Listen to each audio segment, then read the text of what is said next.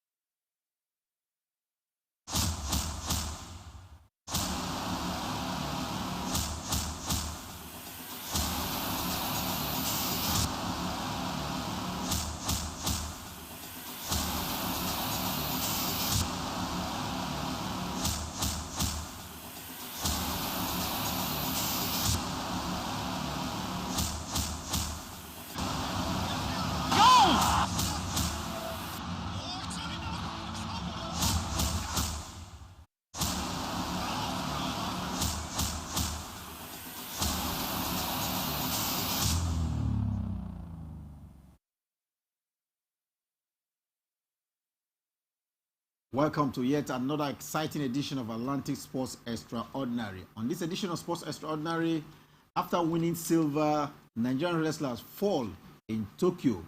Team Nigeria athletes receive cash rewards for Olympic medals. And we have some special tidbits around the Olympic Games ongoing in Tokyo, Japan.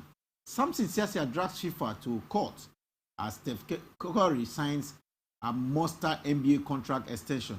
Details of this and many more will be yours on this edition of Sports Extraordinary. We'll come back from a short break and we'll devour you with all of the details.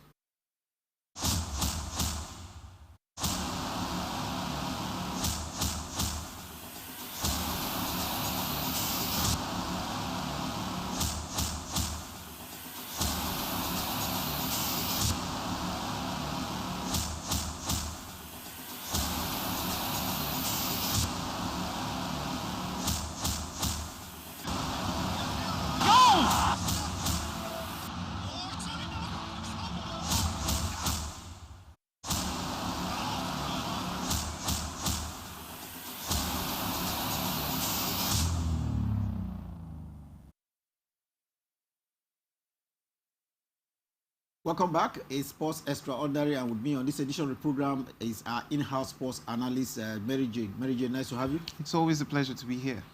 And Team Nigeria is still making waves at the Olympic Games in Tokyo, Japan.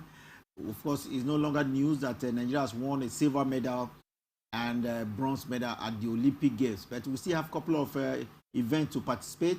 It is about 4 days to the end of the Olympic Games, and we still have athletes in canoe sprint. We still have athletes in wrestling, and of course shot put, not forgetting the sprint 4x100 meters relay event. These are the athletes, the events which Nigeria still have athletes to participate at the Olympic Games in the next 4 days. But it doesn't look cheering merit because 19-year-old Ayomide Emmanuel Bello finished third in the heat 3 of the women's C1 200 meters canoe sprint with a time of about 47.53 seconds, which was barely good enough to take her to the quarterfinals. Yet, at the quarterfinals, she fell short as well and didn't qualify and crashed out of the competition. She fell short, and I dare say she fell short to a more experienced lineup in the quarterfinals. In the semifinals, she finished in third position.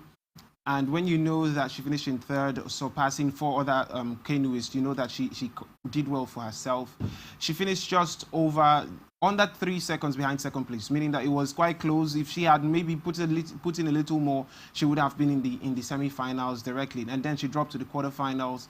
In the quarterfinals, she improved on her time. In the heats, she did 4.5 seconds. In the quarterfinals, she did 4.3 seconds, chopping off as much as 2 seconds from her performance. But still, it wasn't enough to get her in the top 2. She still finished third, and that was the end of the line for Ayomide Bello.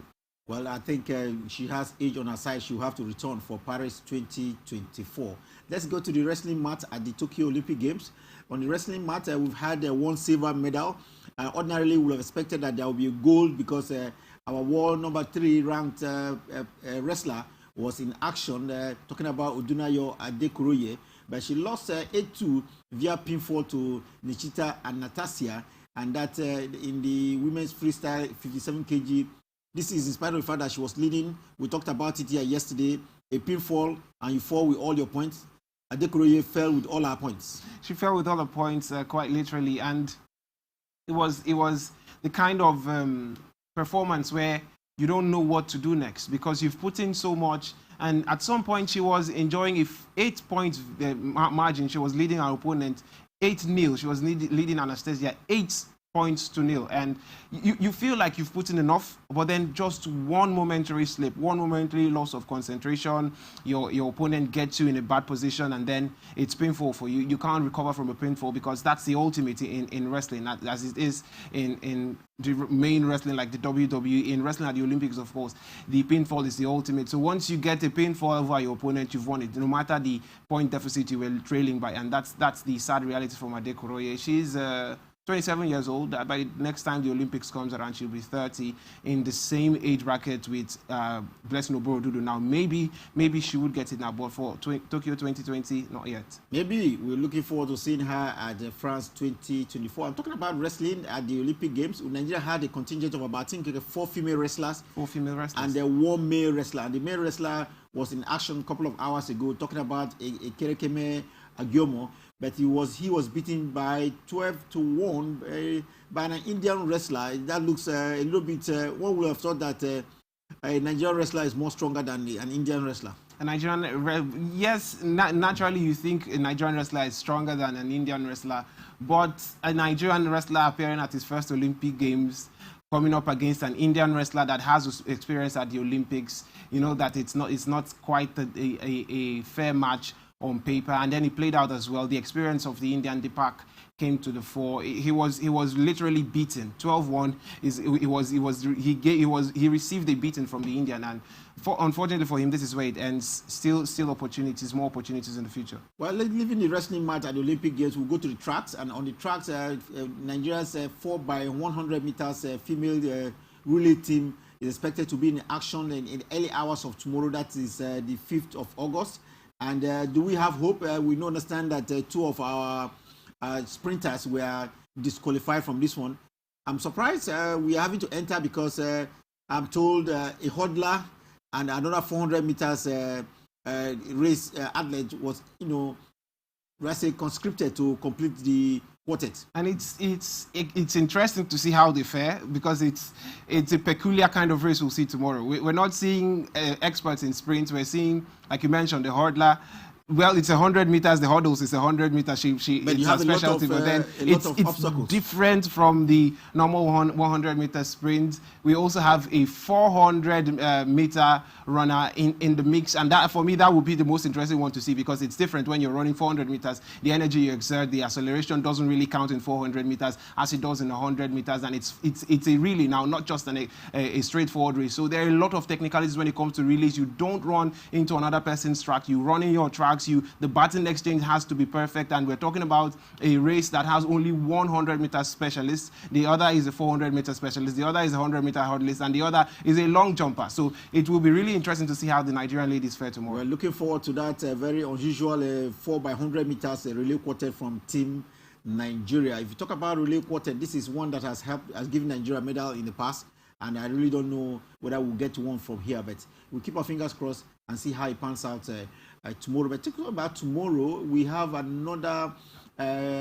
event in action on the field. There will be a shot put men's event, and we have Chukwuebuka Enekwechi as Nigeria's sole entrant in that men's shot put final that comes up so early hours of tomorrow. One of the 12 best shot putters in the world, one of the 12 best shot putters at the Olympic Games, Africa's best shot putter, Nigeria's only male shot putter to have made it to the finals of the Olympic Games. It's really exciting. He's come out to say that he's really focused on the final. One thing we've learned from this Olympic Games is even athletes who are not the world record holders, who are not the world champions, we see them perform so well. In the pole vault event, we saw Duplantis win gold without getting anywhere near his personal best of 6.18. So we know we have Ryan Krauser, who is the world champion, the defending Olympic champion, the world record holder. All of that comes into play, but this is the finals. Anything can happen. He might not live up to that standard, and we might see something positive for Chukwuebuka Enekwechi, but we're supporting him all through. He's made it to the finals, making history as the first male athlete, the first Nigerian to meet the shot put finals, and we're cheering for him right from here. The interesting thing is that Chukwuebuka will have known that if he wins a gold, he will have $15,000 US. If he comes out with a silver, he will have $10,000. Then he comes out with a bronze, he has $7,500. Only yesterday, this was announced by the sports minister, and today, silver medalist talking about Blessing Oboro-Dudu has collected her $10,000, and of course, Ese Brume has collected her $7,500 US as well. I was a bit skeptical when it was announced that the athletes, the medalists will receive cash rewards, $10,000 for Blessing Oboro-Dudu, who won silver, and then $7,500 for Ese Brume, who came in third place, winning bronze. I was a bit skeptical as to when the delivery time will be, because we've seen in time past, judging from the history, where promises have been made to athletes who have won gold, athletes who have won the ultimate prize, and then it takes decades for those promises to be redeemed. But in what was really astonishing, I should say, uncharacteristic of the Nigerian Athletics Federation and the Sports Ministry, we've seen swift intervention. In less than 24 hours of making that promise of upgrading the cash prizes for medalists at the Olympic Games, they've delivered, and they've delivered quite well. Swiftly to Ese Brume and to Blessing Oboro-Dudu, and the athletes have come out to thank the Sports Ministry, the Sports Minister, Sunday Dare, who has been really helpful for their participation at the Olympic Games, and also everyone that's put in one way or the other to contribute to their success. And it's cheering to see the Sports Ministry deliver on their word so timely. Well, let's stay away from Team Nigeria and look at Team Africa at the Olympic Games. And I can report to you that Perud Chemutai has won the Olympic Games women's 3,000 meters steeplechase and medal. This came only today, and this makes her the first and only Ugandan woman to win the gold medal at the Olympic Games. It's really, really good for the Ugandans. We've talked about how dominant the Ethiopians have been in the long distances and the steeplechase. We've talked about how dominant the Kenyans have been. But we've also talked about how fast rising the Ugandans have been. Remember, a certain Joshua Cheptegei is a world record holder in the long distance from Uganda. And I think it's starting to rub off on the other Ugandan athletes. Formerly, when you talk about Eastern African athletes, your mind swiftly goes to Kenyans and Ethiopians. We usually forget about the Ugandans, forget that they are in the eastern part of Africa, but now they are making a very loud noise, they are getting a big shout, and they're winning medals as well at the Olympic Games. For Chemutai, it's a big achievement, becoming the first Ugandan to win the steeplechase, and also the only Ugandan woman to do that. It's kudos to Chemutai. Chemutai clocked a time of 9 minutes, 0.1 second to finish over 3 seconds ahead of American silver medalist Courtney Freshly, with Kenya's Evelyn Keng taking the bronze medal. I think we'd like to say congratulations to her. Like we said, she's the only woman to win gold medal for the country Uganda, and I think that's a feat which we look forward to. As an African, we should be very proud of that one. We're still bringing you tidbits around the Olympic Games, and we can bring you another one coming in from the continent of Africa. And I can tell you a lot is happening. We've talked about Ugandan, and of course we have Kenya with their first gold medal. It was surprising that Kenya had not registered a gold medal at the Olympics, and they've gone to areas where we know them to be very strong in the long distance races. Yet we didn't see a Kenyan on the podium for gold. But now there's the first goal has come in for Kenya.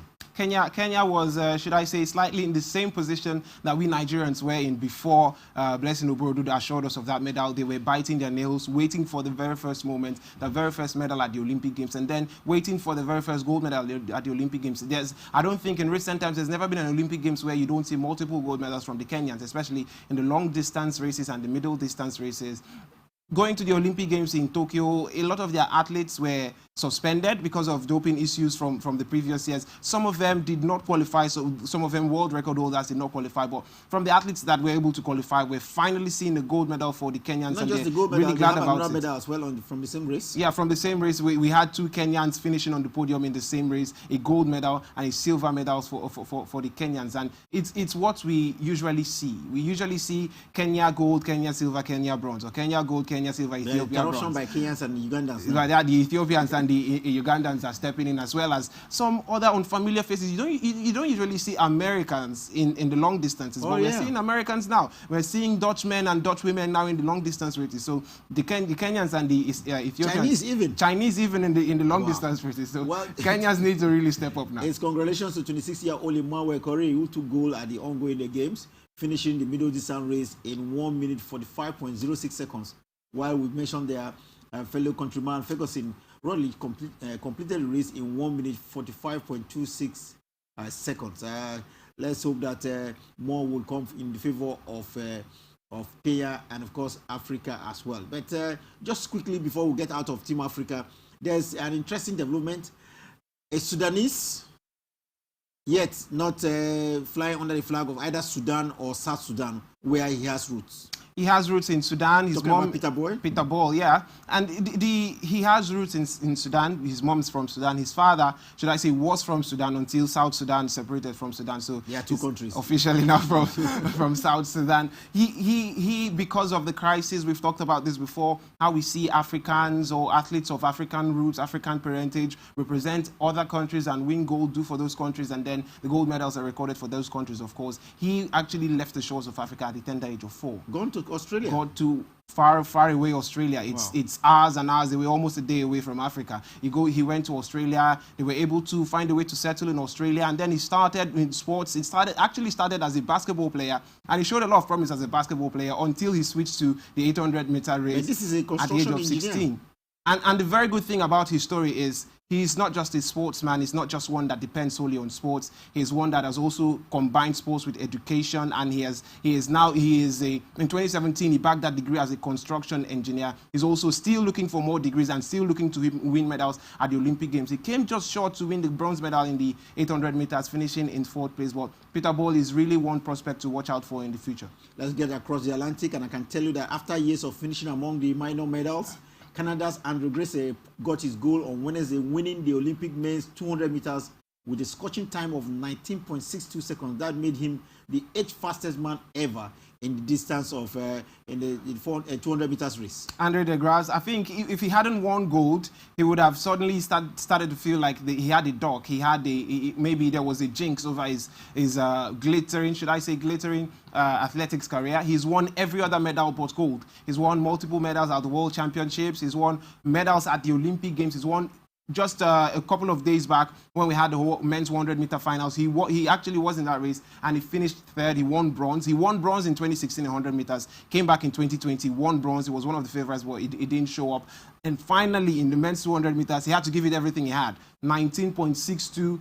8th fastest man in the history of the sport. I think it's well-deserved gold medal from Andre De Grasse. Five medals, and he's gotten all colors of medal now. He's gotten gold, he's gotten silver, and he's gotten bronze. 26-year-old Canadian actually became the first Olympic 200 meters champion after Jamaican Usain Bolt. Remember him? Usain Bolt, yes, the Jamaican who won gold at 3 consecutive Olympics from 2008 Beijing Olympic Games till retiring at 2017. And so now we have a Canadian replacing Usain Bolt. Well, his record, we'll get to see how we will turn that off in a short while. But congratulations to De Grasse. He's done so well by replacing Usain Bolt in the 200 meters event. Maybe he will someday see him in the 100 meters as well. But yet another world record has been broken in spectacular fashion. And this time it is the United States of America, Sydney McLaughlin, who has smashed the women's 400 meters hurdles world record merit. It's spectacular. And I think one of the reasons why it's spectacular is because it happened the day before in the men's event, and it happened the day after in the women's event. It looks, the 400-meter hurdles world record before these Olympic Games, so say before 2021, was the longest standing track world record yet to be broken. It lasted for over 35 years. Nobody had broken that world record. But in 2021, we saw Karsten Warholm break that world record in the men's event. And almost at the same time, I think in the same event, because it was the Diamond League in Monaco, Karsten Warholm broke the men's 400-meter hurdles world record. Likewise, Sydney McLaughlin broke the women's 400-meter hurdles record. And at the Tokyo Olympic Games, a day after Karsten Warholm broke his record again, Sydney McLaughlin followed in the same route, breaking her own record the Olympic Games to win gold in blistering fashion. And it's a similar kind of race because even the second place finisher, that's Mohammed, in second place, actually ran a time that would have broken every other Olympic time in the history of 400-meter hurdles in women's race. So it's quite spectacular. Congratulations to McLaughlin that will enter the race as a favorite, no doubt, but having broken Mohammed's world record, as mentioned by Mary there, everybody thought he has lived up to his billing. And this time, not just living up to his billing, it's been done in a spectacular fashion. Meanwhile, Anna Cockcroft was disqualified from the women's 400 meters hurdle final at the Tokyo Olympic Games earlier on. It looks to me a bizarre form of disqualification. What was Cockcroft doing, in another lane? This is you ordinarily would say, okay, at that level of competition, this is the highest level you can compete, and so you should know the rules.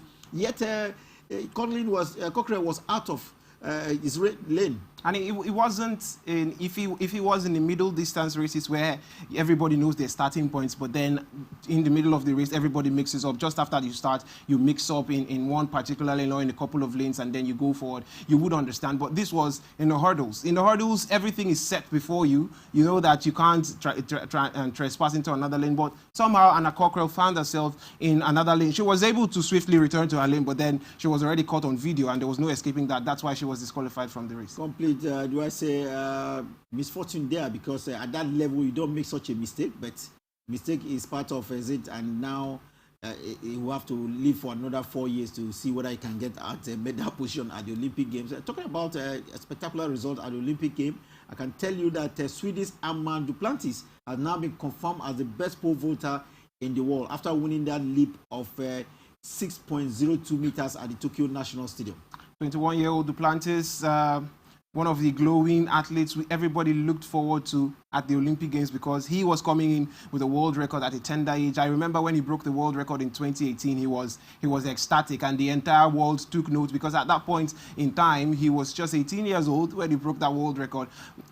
3 years later, in 2021, at the Olympic Games, his first ever appearance at the Olympic Games, everybody's eyes were on him. Likewise, the eyes were on every other world record holder, and he did not disappoint. Although he didn't get close to the world record mark, he did not disappoint. He won gold at the very first time of asking, and that's how you cement your place as the best in the world. In the World Championship, he is number one. At the Olympic Games, he's number one. That's the final marking. What about setting of a new mark? Setting of a new mark. He was quite ambitious. He wanted to set a new mark. Maybe following from what his neighbor Karsten Warholm did. Karsten Warholm, they're neighboring countries. But you have won the goal already. There was nothing you were going to win anymore. You just asked for a new mark to be set. Yet you could not clear the new mark. Maybe we get to see. Well, when you're full of confidence and as an athlete, you've already won the gold. You want to show off that you can do this over and over again. Olympics. Maybe another Olympics, or maybe at the Diamond League he can't break that world record. Paris 24 will help him out. We'll see whether he can scale a much higher height. But congratulations, and I'm very sure that he will definitely be savoring with this particular gold medal. It's Atlantic Sports Extraordinary. We'll go on a short break. When we come back, we'll report more record-breaking events at the Tokyo Olympic Games. We'll bring you basketball story. We've told you there's been a mega box transfer contract extension at the NBA in the United States of America. Details of that and many more will be yours in a jiffy.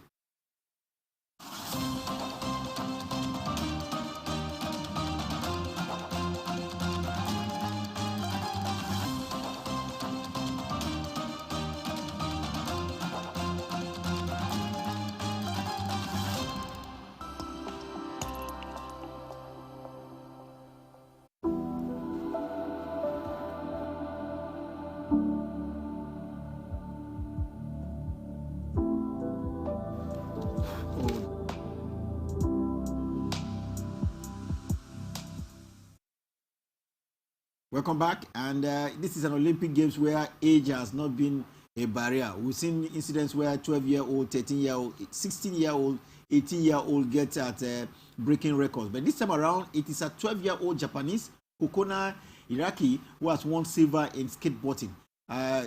One would have suggested that this is the Olympic of the youngest generation, and one would say, but at 12 years, you're winning a medal at the Olympic Games.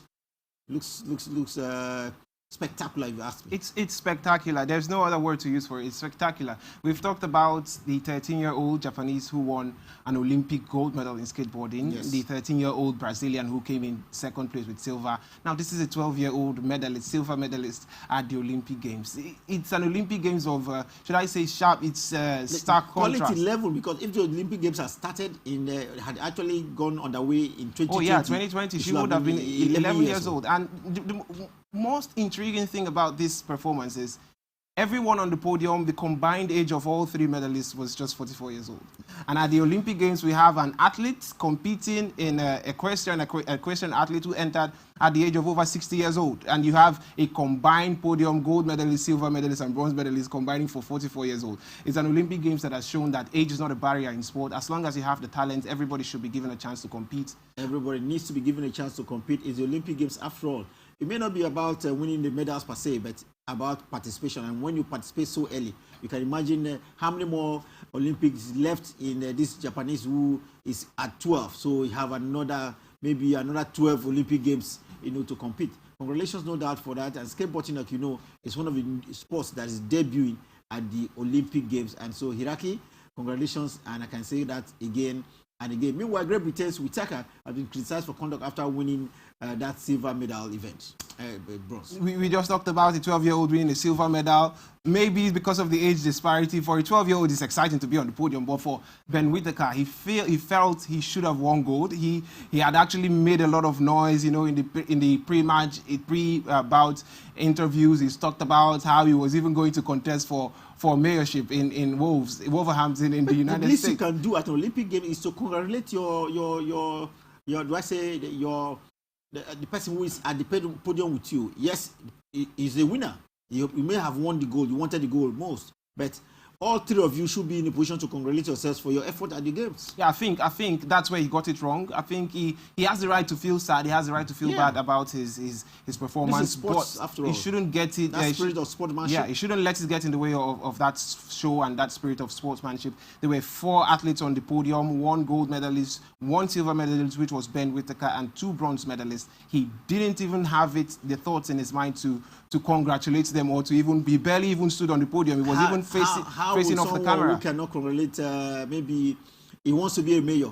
It means he won't have to take in his opponents. Maybe a dent to his political ambitions there, but he's come out to explain to us that he was distraught. In his own words, he felt like a failure because maybe he was demanding too much from himself because his conqueror, the Cuban Vasquez, is an Olympic medalist. He was in Rio 2016 and he won gold in this same contest. He is appearing for the first time in the final match, and he should have probably lowered his expectations so much. He felt he could have done it. No crime for asking too much of himself, but the reaction at the end of the bout was a little bit of a let-off for the Great Britons and for himself. Injuries are part of the games, sports generally, and at this year's Olympic, it looks like we've not heard so much about injuries, and athletes have been careful not to. We've had issues where someone a gymnast had to pull out for fear of maybe getting herself into injury. But this time around, Belgium's Thomas van der Haak suffered a brutal injury during the long jump in the Decathleon on Wednesday. It looks very sad, and you need your leg, and now he's on wheelchair. It's a gruesome injury. I saw the images. He was literally in tears. He had to be stretchered off, taken out of the stadium on wheelchair. He couldn't even walk. And when you understand what a decathlon is, it's actually an event that comprises of 10 different sports. This happened mid-air? Mid-air. Just about when he was about to lift off from the jumping board, he broke his leg. And he was in mid-air and he had to factor for a way to land, because if he had landed on that leg, it would have been worse. So he had actually landed on his side, which you see on your screen, and he's had to pull out from the decathlon. He's already gone through the track events. He's already gone through the jumps, and it was the long jump now. he finally lost it. Overall ranking, he was number 7, and the gap between he and the other 6 was not so much. So he was hoping to get something with a good jump, and that's where it all went crashing. He was actually a champion at the European Championship, if you remember. In decathlon at the European Championship. And we hope, and he was even 8th at the 2016 Olympic Games as well. Yes. Well, let's hope that he will get healed and return back to the field and enjoy what he loves doing most. Meanwhile, we understand that Greece has withdrawn from the Tokyo Olympic Games artistic swimming competition after 5 members of the team tested positive for coronavirus. We thought this had been taken care of. But with just about 4 days to the end of the Olympic Games, some athletes are still testing positive to COVID-19. We thought it had been taken care of, especially after the start of the Olympic Games, where we started hearing about COVID incidents, athletes pulling out because of COVID. A lot of people were now skeptical about the possibility of the Games going on and concluding successfully. But for a while, since the game started proper, we've not been hearing about athletes being pulled out for COVID reasons. Unfortunately for the Greek team, maybe they got a little too carried away. Maybe, I don't know, but the reality of the matter is they have 5 athletes who've tested positive, so the entire team now, most of them have to be quarantined and they're under close watch to see if they've contracted the virus. Sad for them. COVID-19 is really sad because so far at the Games, with just about 4 days to go, over 200 athletes and officials have tested positive with COVID-19, and it's in spite of all of the measures that has been taken to ensure that this does not happen.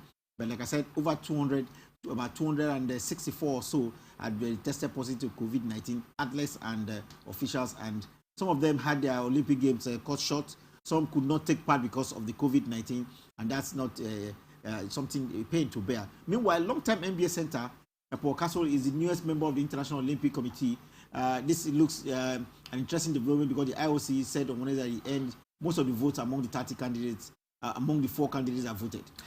Provide for the position. Yeah, there were 4 vacant positions, 30 people competing for 4 positions, so it was really tight. But if there's anyone that deserves to be on the IOC committee and any athlete, it's Paul Gasol. He's an icon of the sports. He's an icon of sports. He's an icon of basketball at the Olympics. He's been at the Olympics for as long as I can remember. He's always been at the Olympic Games and he's always put up good performances despite his age. He's 41 years old, but even at these Olympic Games, he put up some good performances for the Spanish men's basketball team before they were knocked out in the quarterfinals by the United States of America. So he deserves to be there. He fully deserves to be there. It's a tenure that would last for about 7 years. It expires in 2028 at the Los Angeles Games in 2028, and after that we will see a new set of people being elected. Hopefully by then we'll start mentioning the names of our legends like Funke Oshonaike being elected into the IOC committee. Talking about Paul, the 41-year-old Gasol, he's a 6-time All-Star and 2-time NBA champion.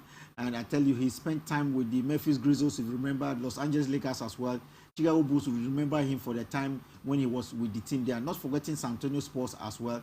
He was with the Milwaukee Bucks, the latest champions in the current champions of the NBA. So he is one who knows it all. And of course, he's Spanish. He played for FC Barcelona as well. The basketball team, not the football team. Not the football team, because when you talk about Barcelona, most people think that quickly switch to the football. Yeah, so I think he's worthy to be at the biggest seat when it comes to sports, especially basketball. Well, let's bring you more updates from the Olympic Games, and this time, Kristina Timonowska, the Belarusian athlete who refused to fly home, is still in the news. Still in the news, and just a couple of minutes before we got on set, it was confirmed that she had actually landed in Vienna. Vienna is in Austria, not in Poland. Now, it's quite confusing because she had a Polish visa. Yeah, because after coming out to tell us give her reasons why she doesn't want to go back to Belarus, she was granted a humanitarian visa by the Polish embassy in Japan. So everybody expected her to fly to Poland, straight away to Poland. But she decided last minute to not go to Poland, instead going to Austria and Vienna. Well, she has now landed in Austria. We wait to see her reasons. She's going to, and I believe she's going to come out with some reasons why she's gone to Austria and not Poland, where she has a humanitarian visa. But then the situation behind Kristina Simanowskaya is a sorry situation to be in. Things could go bad for her. Hopefully it doesn't. Enough for the Olympic Games for today, but we'll wrap it up with a look at the medal table. China is in the lead with 32 gold medals, 22 silver, and 16 bronze medals. They have a haul of 70 medals so far at the Olympic Games. The United States is in the second position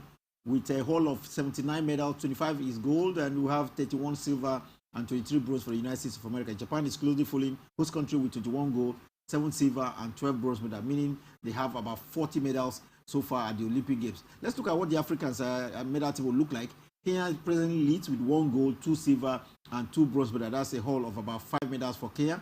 South Africa is next with a total of 3, 1 gold, 2 silver. Ethiopia has 1 gold, 1 silver, and 1 bronze. Uganda is next with 1 gold, 1 silver, 1 bronze medal. Tunisia, 1 gold, 1 silver, total 2. And of course, you know that Nigeria has 2 medals, 1 silver, and 1 bronze medal. Time for us to get at the latest and, of course, most, exciting news in American basketball, the NBA, which everybody looks up to. The 2-time NBA most valuable player and, of course, 3-time champion Stephen Curry has agreed to a 4-year contract extension. This contract, we understand, is an extension of his $250 million contract. And now he is clearly the first in the NBA to have a $200 million plus contract back to back. Oh wow! And he just signed this contract last year of 215, and now he's now gotten another $264 million US, you know, for a period of call it 1 year plus 4. That's 5 years. 5 years, and it's staggering figures. $264 million. That's for maybe, a 5-year period. Can we try it in Naira? Maybe like 60. If you convert it to Naira, I think I did the conversion before coming on set. It was over 88 billion Naira. 88 billion. That would do a lot for our economy right now. And when you break it down to a yearly sum, it's over $50 million for each year. $54 million to be specific. $54 million per year contract. Steph Curry, on top of the basketball chain. I know there's the argument about who the best player is. Yes. One would have said that because they didn't come to maybe to the very closing stage of the NBA this time around, you know, but they could still extend his contract and keep him, you know, on their books. It's the, should I say, power play. You don't want to lose your best player. You know, the other teams in the NBA, they're looking at Steph Curry. Remember from the All-Star game, the last All-Star game, we saw him having a hug with LeBron James. So that could be a swift move by LeBron James. We know how LeBron James have been tapping players for the LA Lakers. Well, Steph Curry of the Golden State Warriors becoming the very first player in NBA history, over 100 years NBA history, to be, you know, earn $200 million plus back to back. That's quite a lot of money. The next person that's closest to him is a Nigerian Greek, Gianni Antetokounmpo. He has about $228 million contract. And very interestingly, both of them are under the same manager. So there is a man in the NBA making big money moves for his players. Well, if you're a sports person, you should understand that who is your agent determines how much money you make, because that's the person that goes to negotiate. And if you are working under a very strong agent, then you're sure to have the mega box. Looking at NBA still, Lakers have acquired Carmelo Anthony from Portland. This looks like a season where it's free agency period. A lot of players are moving, contracts are being extended as well. A lot of players moving, contracts extended, and LA Lakers doing good business, signing veterans, signing NBA All-Stars, signing NBA MVPs. A couple of days ago, we reported that they signed one of the top players in the NBA in the person of Russell Westbrook. They agreed that deal, parting with 3 players and a cash sum as well. This time they've gotten Carmelo Anthony, still one of the best players. And very interesting, like I mentioned a few moments ago, LeBron James still behind this deal. Carmelo Anthony, childhood friend. They came into the NBA at the same time in the 2003 draft, and they've been close pals, but they've never played for the same team. Finally, LeBron James gets his chance to play with Carmelo Anthony, and it looks like the LA Lakers are building a super team to win back their NBA title. Carmelo Anthony, 37 years of age, he actually spent 2 seasons with the Portland Trail Blazers. And he mostly came off the bench for Portland last year, but still averaged about 13.4 points in 24.5 minutes per game. So he looks like a player, if he gets on to play with the big names, especially in LA Lakers, they can make hay while the sun shines, because LA Lakers had disappointed, if you ask me, last season. And so they are looking at trying to fortify their team and get at the best of the players. And what who says, Westbrook, you remember, equally added numbers to the LA Lakers. The LA Lakers, and it's I think the coach is going to have his hand full now. Who do you start? Who do you keep on the bench? But I think, nonetheless, it's what you want as a coach. You rather have a selection headache than to have a situation where you don't have good enough players to play for you. Now they have at least 4 standout players, and they're looking to add more shooters. We heard that they're going for Malik, who is one of the superstar shooters in the NBA. So the intent is clear. They want to get back at the NBA title and they want to do it as soon as possible. Well, the Nigerian Professional Football League comes to an end this weekend, and we know that Akwa United has already grabbed the title.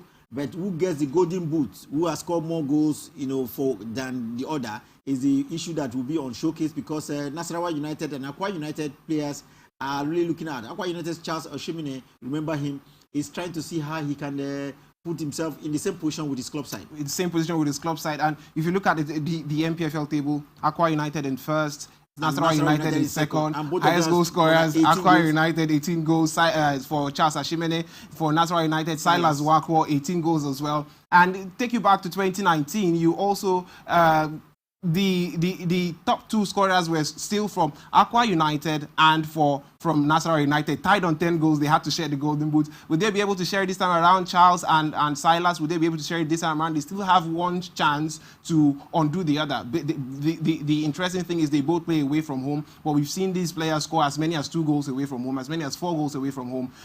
All hands on deck now. Who helps the players? Nasarawa United still have things at stake because they could still lose their qualification spots. So a lot of concentration for the team. But for Akwa United, they can afford to play for Charles Ashimene and get him that golden boot. After that game, I will tell you how much is at stake because money has to determine.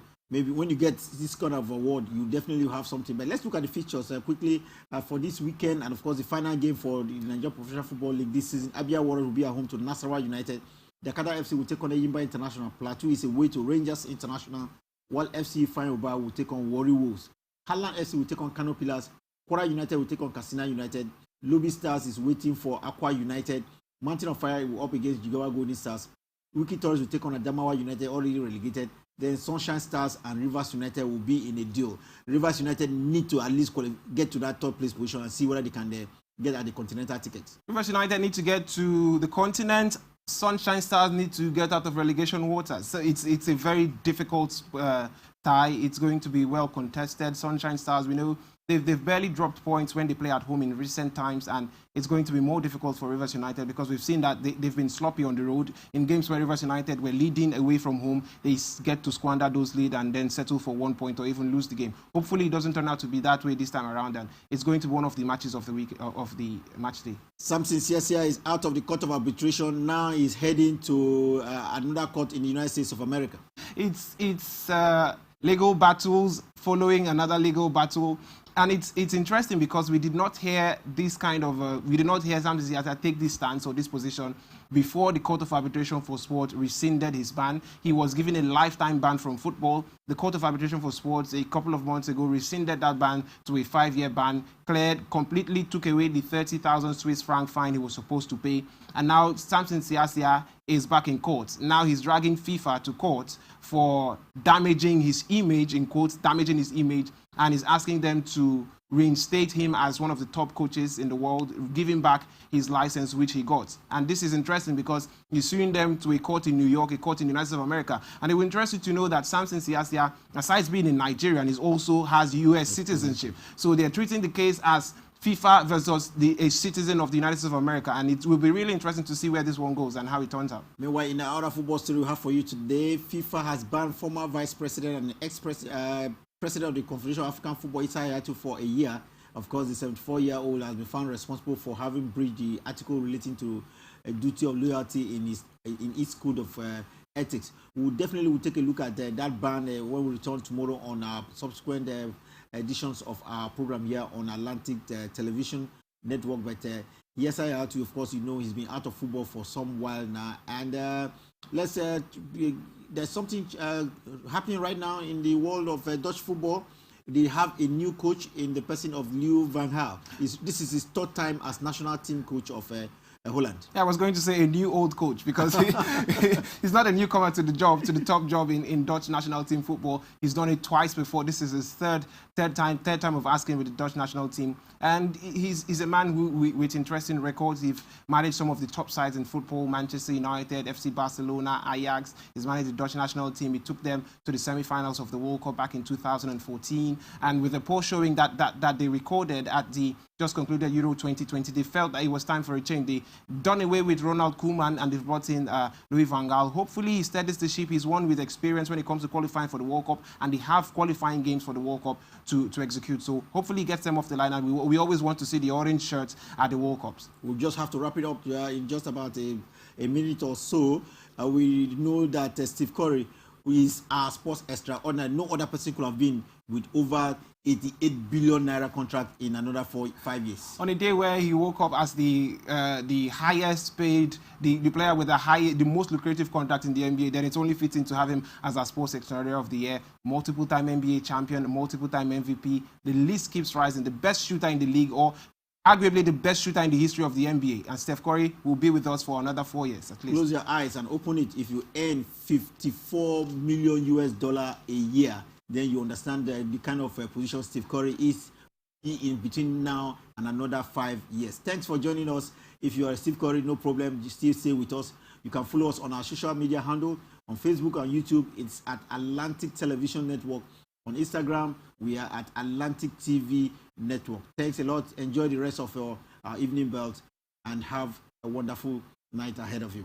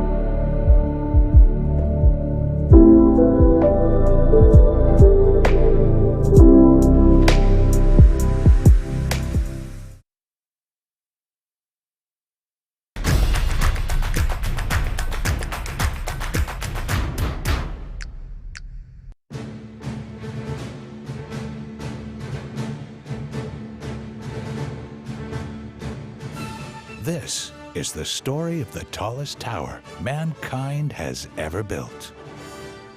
It is the story of the engineers and workers who built it, half a mile high. It is the story of the men and women who live and work inside this building. A story told deep behind the scenes. This is just an evacuation drill? No, 92 is not 100. Make it 100, please. Tonight, there are no mistakes. This is money. Full of excitement. No, I said not to bring everything because I don't have storage space. My friend, we have people here. Fast, fast. And a story rich with glamour and emotions. We're very, very happy people. Opening a restaurant is like falling in love. You've got this Burj Khalifa. We are very, very proud of this building. This is the exclusive story of the Burj Khalifa, the highest building on Earth, the world's first true vertical city. The city of Dubai in the United Arab Emirates. For centuries, it has been a small trading port and pearl fishing town on the shores of the Arabian Gulf. But during the last few decades, the wealth generated by the region's oil reserves and the determination of its leaders to make Dubai an important city has created a magnificent boom. In 2003, close to 200 skyscrapers are finished or under construction. Now, the ruler of Dubai, His Highness Sheikh Mohammed bin Rashid Al Maktoum, gives a very simple order: build the highest tower in the world. As with any other construction project, work on the highest building in history starts with digging a hole, a very big hole. It's only a few months since Dubai-based developer Emaar appointed the Chicago firm SOM Their project architect, Eric Tomic, is on site from day one. It's a little bit counterintuitive, but the building does not have foundations that go down to rock. There isn't a lot of rock here in the desert like you would find in New York City or various other geological climates. We use what are called friction piles. And the friction piles are drilled down into the sand and soft rock, which is down there. And these friction piles develop their load-bearing capacity based on their dimension and the length. And they're about 45 meters deep and generally about 1.5 meters in diameter. And there are about 200 of these piles that are drilled down into the desert soil. The desert flower, Hymenocallis, inspired the shape of the tower's foundation. The shape makes it easier to build hundreds of meters into the sky. And so while they're already building, the team, under the lead architect, George Evstathiou, and their client make a bold decision.